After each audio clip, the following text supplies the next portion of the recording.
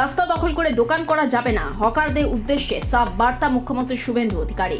শুক্রবার নিউ টাউনে বিশ্ব বাংলা কনভেনশন সেন্টারে সাংবাদিক সম্মেলনে মুখ্যমন্ত্রী স্পষ্টভাবে জানিয়ে দিলেন, ফুটপাতে জবরদখলে অধিকার কারো নেই, তাহলে হকারদের কি হবে? সে প্রশ্নের উত্তরে মুখ্যমন্ত্রী শুভেন্দু অধিকারীর মুখে শোনা গেল আশ্বাস বাণী। হকারদের জন্য শ্রম দপ্তরে বিশেষ স্কিমের কথাও জানান তিনি।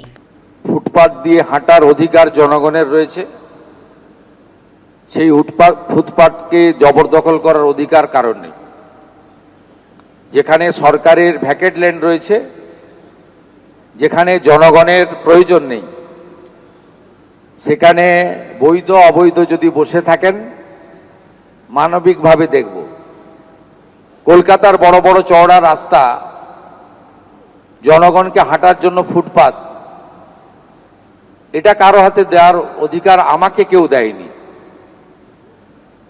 আমাকে পাবলিক ভোট দিয়ে জিতিয়েছে, বিজেপি এবং এমএলএরা আমাকে মুখ্যমন্ত্রী বানিয়েছে। আমি জনগণের প্রতি দায়বদ্ধ।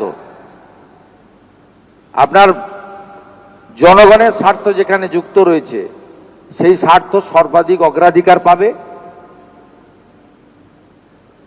মুষ্টিমেয় কোনো ব্যক্তি বা গোষ্ঠী তার স্বার্থ আমার কাছে অগ্রাধিকার পাবে না। আমরা মানবিক, যেখানে অচল মার্কেট রয়েছে, উদ্বৃত্ত জায়গা রয়েছে, প্রাথমিকভাবে আপনারা সরে যান। ইউডিএমএ ডিপার্টমেন্ট আস্তে আস্তে আপনাদের জন্য সরকারি স্কিম নিয়ে আসবে। হকারদের জন্য ভারত সরকারের শ্রম দপ্তরের স্কিম রয়েছে, তার সুযোগ আপনারা পাবেন এবং অন্যান্য সুযোগ পাবেন। কিন্তু আপনি নিউ মার্কেটের রাস্তাটাই দখল করে নেবেন, মোটরসাইকেলও যেতে পারবে না, রাজাবাজারটা বেহাত হয়ে যাবে, খিদিরপুর মেটিয়াবরুজে আপনি যা খুশি করবেন। এটার জন্য কিন্তু আমাকে মুখ্যমন্ত্রী করেনি পাবলিক। অতএব আপনার এই প্রশ্নের উত্তর আমি দিয়েছি। আর রিগার্ডিং দুর্গাপুজো, এটা নিয়ে আমি এখনো আলোচনা শুরু করিনি। আলোচনা আমি করব। তথ্য সংস্কৃতি দপ্তরের দায়িত্ব আমার হাতেই আছে, আমার সঙ্গে একজন রাষ্ট্রমন্ত্রী আছেন। আমি এটা সাংস্কৃতিক দপ্তরের মধ্যে পড়ে, আমি নিশ্চয়ই আলাপ আলোচনা করব। আমি একটা কথা শুধু বলবো, ওই সামান্য সরকারি অর্থ যাদের প্রয়োজন নেই, আমার মনে হয় তাদের দেওয়ারও দরকার নেই।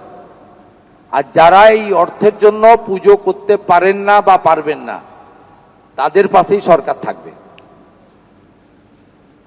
পুজো হবে, আরো বেশি সংখ্যায় হবে। একটু সময় আপনারা দিন। আমার কাছে লিস্ট রয়েছে। বিজিবিএস করতে গিয়ে মমতা বন্দ্যোপাধ্যায় একটি ইভেন্ট ম্যানেজমেন্ট সংস্থাকে মোট 635 কোটি টাকা দিয়ে গেছেন। 635 কোটি টাকা একটি ইভেন্ট ম্যানেজমেন্ট সংস্থাকে। এরও তদন্ত হবে। তদন্ত শুধু নয়, মামলা আমরা করব এবং প্রয়োজন হলে মানি লন্ডারিং যারা ইনভেস্টিগেট করে তাকেই হ্যান্ড ওভার করবো।